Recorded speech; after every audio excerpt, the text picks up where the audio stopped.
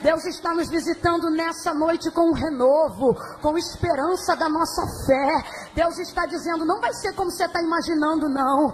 Aonde você determinou um destino e pensa, quando eu chegar lá, tudo bem. Deus está dizendo, vou te levar muito além de Canaã. Oh, aleluia! Mas a capacidade da nossa visão limita metas para que nós sejamos capazes de chegar lá. Só que uma vez chegando lá, Deus não amplia a terra, Deus amplia a visão, para que você entenda que Ele tem lugares ainda mais altos para te levar. Oh, aleluia! Mas nós precisamos vencer uma coisa que Terá, pai de Abraão, e me perdoe, você sabe que aqui ele ainda é Abrão, mas por ser mais conhecido como Abraão, eu vou usar o termo que nós mais o conhecemos aqui, vou chamá-lo de Abraão, ao longo da ministração. Mas nós precisamos vencer uma coisa, e meu coração estava ali tomado de temor, enquanto eu meditava naquilo que Deus falaria conosco nesta noite. Porque nós precisamos vencer uma coisa que Terá, pai de Abraão, não conseguiu vencer. E não falamos isso a fim de julgá-lo, falamos isso a fim de compreender a fragilidade e a limitação de cada um. Ninguém é obrigado a ir além de onde não se pode. A Bíblia diz que o homem faz planos, mas a resposta vem da boca de Deus. E você viu aqui rapidamente para a gente pincelar e entender a genealogia da casa de Abraão. Terá era pai de Abraão. Então responde rápido. Quem era Terá? Pai de Abraão. Abraão era seu primogênito, filho mais velho. Logo depois dele teve Naor, o irmão do meio. E em seguida Arão, filho caçula. Então vamos lá. Qual era o nome dos outros dois irmãos de Abraão? E Arão era qual filho? O caçula, o mais novo da casa. Todavia, um dos mais fortes e mais profícuos, porque o texto deixa claro que ele foi o primeiro a gerar filhos na casa de seu pai. Casou-se e então gerou um filho, que é aquele que se torna muito conhecido por caminhar um pouco de tempo com Abraão, o Ló. E aí você começa a entender até porque Abraão caminha de maneira tão protetiva, né? Guardando tanto a vida de Ló. Porque quando você vai perceber qual é a história da família de Abraão, aí você percebe que na verdade Ló era filho de Arã, que foi o seu irmão caçula, que morreu quando Terá, seu pai, ainda era vivo. Ou seja, contrariando completamente a lógica da vida. Não temos alegria alguma em sepultar os nossos pais, não temos alegria alguma em sepultar os nossos progenitores, mas a ordem natural é que os filhos enterrem os seus pais. E algo que traz um nível de tragédia, e por que não dizer um trauma, quase que insuperável, é quando a lógica da vida é invertida e pais passam a sepultar os seus filhos. E foi isso que aconteceu com Terá, pai de Abraão. Arã, seu filho caçula, que já lhe tinha dado um neto que se chamava Ló, morre, e isso obviamente traz um nível de luto muito pesado para a família. E a gente percebe que não é coincidência a dor e a manifestação da saída daquela região de Ur dos Caldeus em direção a Canaã, porque o texto diz que logo depois da morte de Arã, Terá, pai de Abraão, reúne todo mundo, ou seja, Abraão, Naor, a esposa de cada um, o seu neto Ló, arma a tenda, deixa tudo pronto e segue. O texto é claro, dizendo que o destino que Terá determina aí é Canaã. Então vamos lá, depois da morte de Arã, Terá determina que vai chegar em um lugar. Que lugar é esse, igreja? Canaã. Canaã você conhece, é um dos nomes mais citados no Antigo Testamento, é um dos nomes mais citados geograficamente falando. Canaã, a terra que mana leite e mel, a terra que precisa de no mínimo 4 homens para carregar um único cacho de uva, a terra que o Senhor deu a sua herança, a terra que o Senhor deu a sua semente, a terra que o povo recebeu um salário atrasado de 400 anos de abandono e rejeição na mão dos egípcios lá no Egito. Canaã, a tão famosa Canaã, a Canaã que aponta o rumo e o destino que Deus iria dar a uma nação. Ela não apareceu do nada. Você vai perceber que Terá, pai de Abraão, já havia determinado Canaã como destino para sua casa. Ele disse: nós vamos para Canaã. E não é coincidência que ele tenha feito isso logo depois da morte de Arã. Por quê? Porque na verdade um dos motivos que tirou Terá de onde ele estava foi a dor de não viver mais geograficamente falando no lugar que habitava a memória do seu filho. E quem compreende isso, diga amém. A gente entende isso. É muito complicado continuar residindo aonde habita a memória da sua dor. É muito complicado ver objetos que lembram uma pessoa, roupas que lembram uma pessoa, lugares que lembram a pessoa, a poltrona que a pessoa sentava, o lugar que ela falava, comer o que ela comia. É difícil até ver uma outra pessoa comendo algo que o outro comia. É complicado quando você tem que residir e habitar no lugar onde habita a memória da sua dor. É óbvio que todo mundo vai sofrer, mas há alguém ali que certamente terá um sofrimento mais agudo, é o pai. Porque existem coisas cuja perda só desenvolve tamanha dor em quem gerou o perdido. E é o que aconteceu com Terá. Então presta atenção, não é coincidência. Ele vai ter uma ideia inteligente. Ele vai ter uma ideia de sobrevivência. Diga comigo, sobrevivência. Diga de novo, sobrevivência. Mas guarde o que eu vou lhe dizer. Quando você determinar que deseja chegar a um destino além do lugar que você está hoje, o instinto de sobrevivência não é o suficiente para te fazer chegar lá. Vai ter que ter sonho. Vai ter que ter desejo, vai ter que estar envolto em uma promessa. E eu já começo a pontuar como um dos motivos de por que Terá não deu conta de chegar em Canaã, mesmo tendo vida e saúde para chegar lá, porque morreu com mais de 200 anos de idade. Ele segue então com toda a sua família. O destino é ótimo, ele traçou uma rota maravilhosa para passar o final dos seus dias com a sua família. Só que o texto diz que na geografia territorial, ou seja, na rota que ele está fazendo rumo a Canaã, completa aí para eu ter certeza que você está me ouvindo, rumo a, o texto diz que geograficamente ele vai passar por uma cidade chamada Arã. Qual é o nome da cidade? E qual é o nome do filho que morreu? E qual é o nome da cidade? E o nome do filho? E o nome do filho? E o nome da cidade? O texto diz que chegando em Arã, era só para ter passado, porque o destino final é... Mas chegando em Arã, ele arma a tenda. Estabelece a propriedade. E o texto diz que então ali ele fica. E ali ele morre. Você acha que é coincidência? É coincidência? Eu não consegui chegar aonde eu queria, porque o lugar que eu estou agora me lembra a dor que eu quis esquecer. Você acha sinceramente? Eu não posso afirmar, não estou dizendo que sim, não, mas aqui é um lugar de reflexão. E você acha sinceramente que é coincidência que ele tenha determinado armar a tenda, mesmo sabendo que o destino final era Canaã, mesmo tendo predeterminado a sua chegada em Canaã, ficar agora repouso em Arã, o lugar que traz o mesmo nome de seu filho que faleceu? Aí você diz, Camille, o que eu tenho a ver com isso? Todos nós temos. Não temos dúvida. Na maioria dos que estão aqui já caminham com o Senhor. Nós não temos dúvida. Na maioria das vezes, do lugar que já sabemos que vamos chegar. Existem pessoas aqui vocacionadas. Existem pastores aqui que já dirigem igreja. Existe gente aqui que trabalha na liderança de departamento. Existe aqui chefe de família, que é ele que coordena a sua casa. Gente que precisa ter uma perspectiva de futuro. Gente que está aqui que é patrão, é chefe, tem funcionários.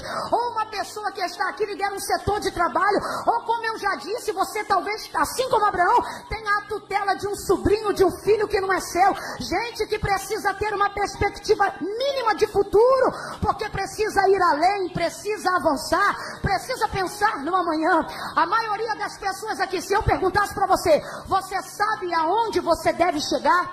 Você sabe qual é o lugar na sua vida que você deve ocupar? A maioria das pessoas aqui já saberia qual é o rumo do seu destino. Ah, Camila, eu quero ser advogado. Ah, Camila, eu quero ser médico. Ah, Camila, eu quero ser pastor. Ah, Camila, eu quero terminar a faculdade, eu quero concluir o ensino fundamental. Tem gente aqui que ainda não é casado, mas já tem na mente com com quem gostaria de casar. Tem gente aqui que ainda não namora, mas já se projeta como vai se comportar, como namorar. Tem gente aqui que ainda não é chefe, mas já faz o vislumbre da direção da empresa que vai ter. Já imagina o lugar que vai entrar, a casa que vai comprar, o carro que vai dirigir. Tem gente aqui que ainda não tirou carteira de habilitação, mas sabe qual carro ele vai comprar quando tiver dinheiro para comprar. Por quê? Olhar o lugar que eu quero chegar não é difícil. Ter uma projeção de onde eu sei que posso estar, ter uma projeção de onde sei que Deus quer me levar, ter uma projeção do sonho que eu sonhei, não é difícil. O que é difícil? O difícil é o trajeto que se faz entre você e o lugar da sua habitação. Então perceba, na maioria dos casos e na maioria das vezes, não esmorecemos no meio do caminho porque não sabemos para onde ir, mas porque enquanto estamos indo para lá, passamos por lugares que vão desafiar áreas da nossa vida que a gente não imagina. Passamos por circunstâncias e situações que vão tocar em áreas da nossa vida que a gente já tinha dado por resolvido. É babado. E de repente, enquanto estamos caminhando rumo ao destino profético, rumo à realização de um sonho, rumo à formação de uma faculdade, ao resgate de um casamento, rumo a uma realização pessoal, rumo a uma terra que gera leite e mel, rumo a uma terra que traz estabilidade, rumo a uma terra que me dá poder para conquistar, rumo a uma terra que vai me dar um som de governo, rumo a uma terra que vai falar sobre a fidelidade de Deus com a minha semente. Oh, a parte difícil é esta, é perceber que na geografia de onde eu estou, para onde eu sei que posso chegar, eu passarei em lugares que não poderei evitar. Porque nessa trajetória,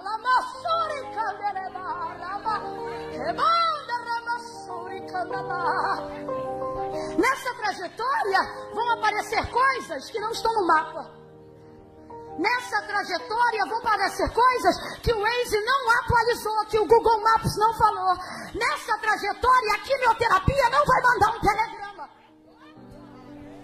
Nessa trajetória alguém que vai morrer não vai mandar uma prévia.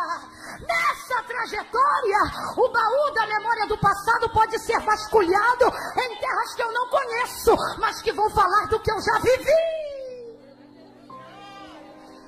Quando Terá pisa em Harã, isso traz para mim nessa noite a reflexão de que entre o lugar que eu estou até o lugar que eu quero chegar, o problema não é saber aonde eu quero chegar, o problema é conseguir romper os desafios das terras, das cidades, das pessoas, das circunstâncias, até que eu consiga chegar lá. Mas há de Deus uma atmosfera profética. Oh, Camila, por que você está pulando? Porque eu não aguento ficar quieta quando transborda em mim a unção de algo profético. E Deus está dizendo, olhe para alguém agora e diga, mas você vai chegar. Você vai chegar. Você vai chegar onde seus pais não chegaram. Você vai chegar onde algumas pessoas desenharam planos, mas não chegaram. Oh, meu Deus do céu. Oh, meu Deus do céu. Pastor Gesiel Lima, seu pai curou centenas. Deus, através da sua vida, vai curar milhares. Eu estou aqui declarando sobre a geração de filhos que estão ouvindo esta palavra. Davi deixou preparado, mas quem construiu foi Salomão. Deus está dizendo, eu não vou negligenciar o destino que seus pais deram, mas eu vou dar a você a capacidade de chegar lá e de passar por terras que eles ficaram estacionados. Olha para alguém aí agora e diga, você vai chegar. Você vai chegar, ministre. Diga, você vai chegar.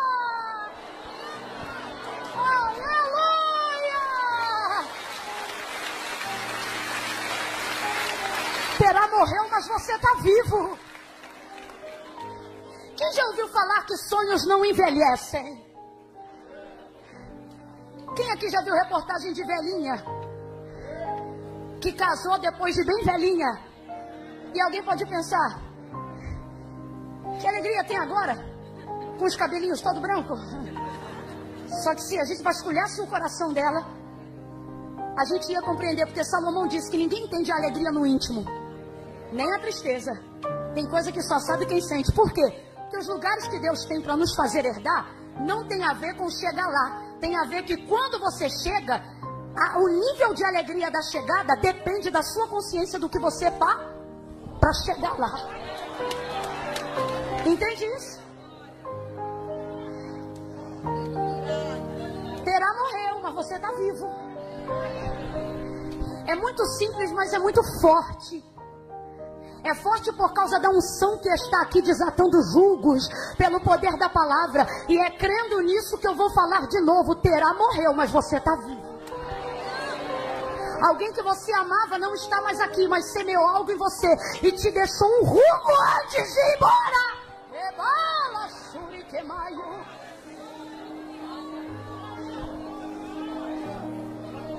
Você não vai poder carregar a geografia dessa dor muito tempo.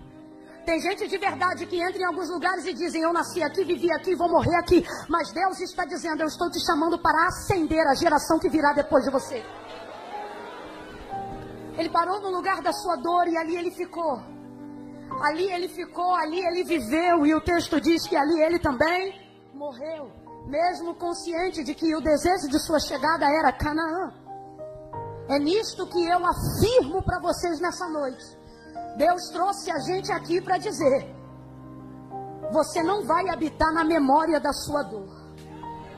Eu vou repetir isso. Você não vai habitar na memória da sua dor. Você só vai passar por essa terra. Eu vou falar de novo. Você não vai habitar na memória da sua dor. Não vai habitar na memória da sua dor. Você não vai lembrar de quem te feriu todo dia. Você não vai chorar por quem morreu todo dia. Eu não estou dizendo que você vai esquecer de quem partiu. Eu não estou dizendo que você vai negligenciar a memória de quem não está mais aqui. Mas o Senhor te trouxe hoje aqui para dizer: o lugar da sua dor pode ter sido a área da sua visitação, mas não será a área da sua habitação. Você não vai morar aonde te fere. Você não vai habitar aonde te entristece. Deus manda dizer a quem tem ouvidos: ouça o que o Espírito diz à igreja. Ele diz: você não será afligido muito tempo no lugar da tua aflição. Nem que eu tenha que remover a sua geografia, nem que eu tenha que ir na madrugada para dizer: sai da tua terra, da tua parentela e vai para um lugar. Olha para alguém aí agora e diga: você vai sair. Você vai sair. Pregue para essa pessoa. Vambora, seja profeta. Galerinha, vira para alguém aí do teu lado e diga: você vai sair. Você vai sair. A memória da tua dor não vai te ter por muito tempo. A memória da tua dor não vai te abraçar por muito tempo. Esse luto não vai determinar o teu destino muito tempo.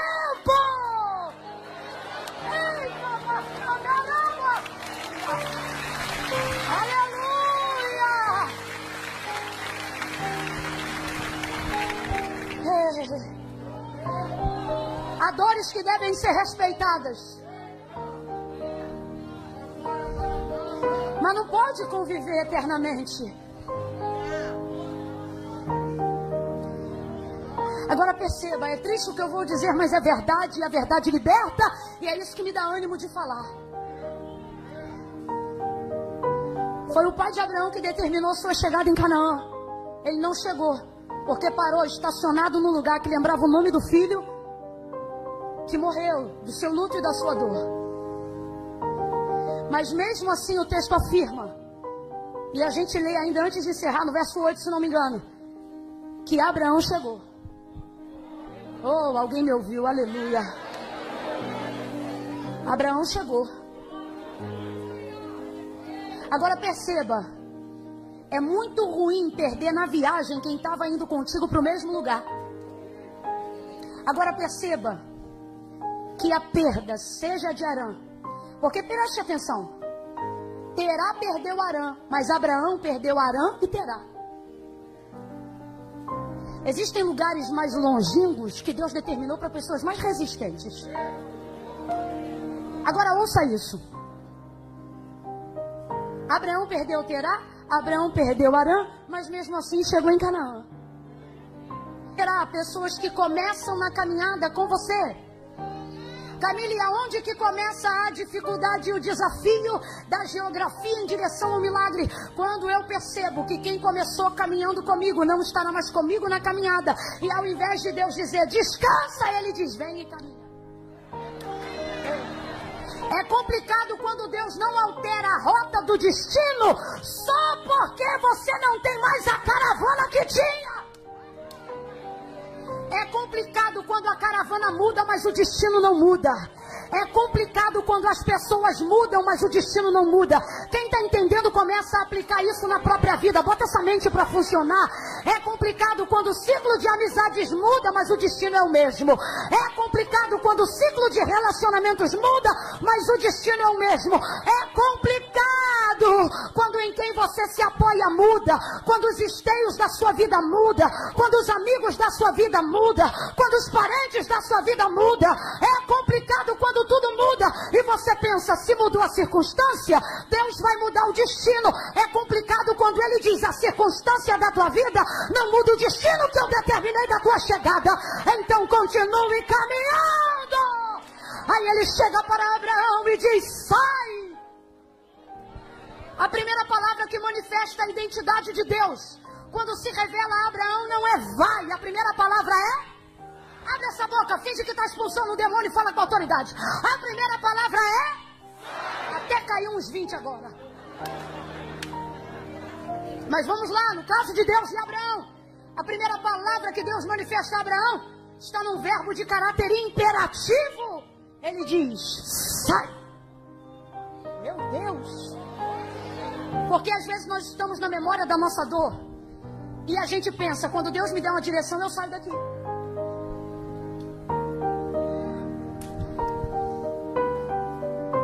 Se Deus falar qual é a faculdade que eu faço, eu saio daqui. Se Deus me mostrar qual é a casa que eu vou morar, eu boto essa venda. Se Deus, olha isso, a gente fica ali esperando de Deus uma direção. Sim ou não? Sim ou não? No lugar da sua dor, ninguém fica porque quer, fica porque não sabe para onde vai. Quem está entendendo, diga amém. Por isso não julgamos terá. Agora, olha isso.